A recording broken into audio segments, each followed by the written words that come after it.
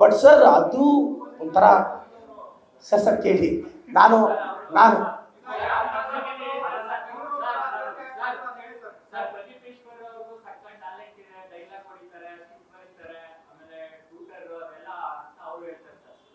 ಹಾಂ ಸರ್ ನೋಡಿ, ಅವರು ನನಗೆ ಅವ್ರ ಗಾಂಭೀರ್ಯ ಇಷ್ಟ, ಅವ್ರು ನಡೆಯೋದು ಇಷ್ಟ, ಅವ್ರು ಕೇಳಿ ಸರ್, ಅವ್ರ ಡ್ರೆಸ್ ಕೇಳಿ, ನೆಕ್ಸ್ಟ್ ಅದೇ ಹೇಳ್ತೀನಿ, ಅವ್ರ ಡ್ರೆಸ್ ಸೆನ್ಸ್ ಇಷ್ಟ, ಅವ್ರ ಹೇರ್ ಸ್ಟೈಲ್ ಇಷ್ಟ. ನಮ್ದು ನೋಡಿ, ನಮ್ದು ಸ್ವಲ್ಪ ಗಾಳಿ ಬಂದ್ರೆ ಇದೆಲ್ಲ ಚದುರುತ್ತೆ ಕೂದಲು, ಅವ್ರದ್ದು ಚದುರೋದೇ ಇಲ್ಲ.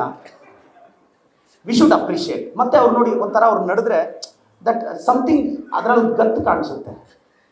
ಮತ್ತೆ ಯಾರೇ ಪವರಲ್ಲಿದ್ದರೂ ಅದು ಹೆಂಗೆ ಅವ್ರನ್ನ ಮ್ಯಾಗ್ನೆಟಿಕ್ ಪವರ್ ಹಂಗೆ ಎಳ್ಕೊಂಡ್ಬಿಡ್ತಾರೆ ಅಂದರೆ ಅದು ನಿಮ್ಮ ಕೈಯಲ್ಲಿ ನಮ್ಮ ಕೈಯಲ್ಲಿ ಆಗಲ್ಲ ಸರ್.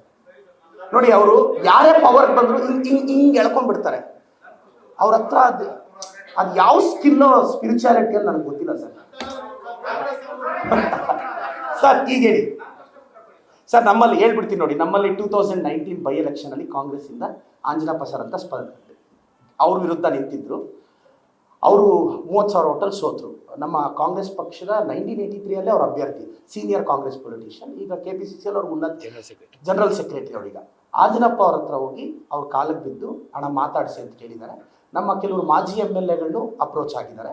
ಅವ್ರ ಲೆವೆಲಲ್ಲಿ ಮಾತಾಡಿ ನನಗೂ ಹಿಂಗೆ ಹೇಳಿ ಕಳಿಸಿದ್ರು, ಪ್ರದೀಪ್ ಸುಮ್ಮನೆ ನನಗೆ ತೊಂದರೆ ಕೊಡ್ತಿದ್ದಾನೆ ಅಂತ. ನಾನು ಹೇಳಿದೆ, ಅಣ್ಣ ನಾನು ಸೈಲೆಂಟಾಗೇ ಇರ್ತೀನಿ, ನಾನು ಏನು ಮಾಡಲಿ, ನಾನು ಏನು ಮಾತಾಡಲೇಬಾರ್ದು. ಇದು ಹೆಂಗಿರುತ್ತೆ ಗೊತ್ತಾ ಸರ್, ನಂದು ಸುಧಾಕರ್ದು ಎಲ್ಲ ಲೈಫಲ್ಲಿ ಮರ್ತಿರ್ತೀವಿ.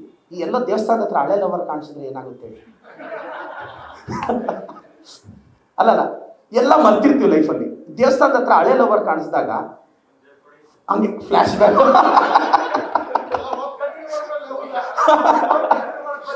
ಅಲ್ಲ, ನಾವು ಸೈಲೆಂಟಾಗೇ ಇರ್ತೀವಿ.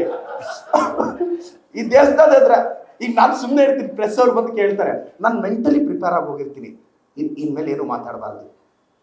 ಅದೊಂದು ಸೆಳೆತ ಇದೆ. ಯಾರು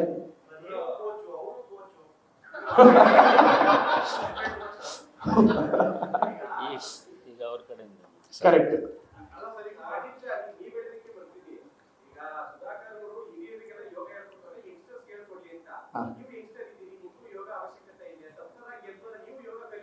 ಇಲ್ಲ, ನಮಗೆ ಮನೆಯಲ್ಲಿ ನನಗೊಂದು ಯೋಗ ಪೀಠ ಶಾಲೆ ಇದೆ, ನನಗೆ ಆ ಯೋಗ ಸಾಕು.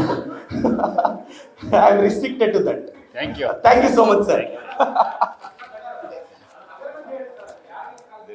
Thank you sir. News First, ನಿರ್ಭೀತಿಯಿಂದ ನಿಮ್ಮ ಪರವಾಗಿ.